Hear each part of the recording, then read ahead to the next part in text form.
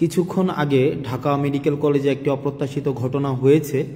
আমরা শুনতে পেয়েছি যে ঢাকা মেডিকেল কলেজে যারা ডাক্তার রয়েছেন তাদের উপর একটা অতর্কিত হামলা হয়েছে।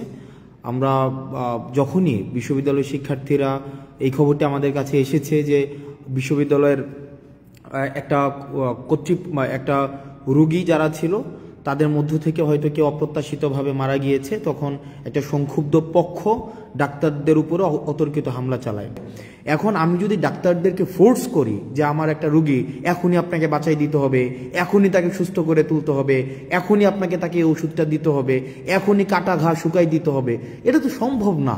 মানে এটা তো সিস্টেম না ভাই, এটা তো প্রফেশনাল জায়গার মধ্যে তো এটা যায় না।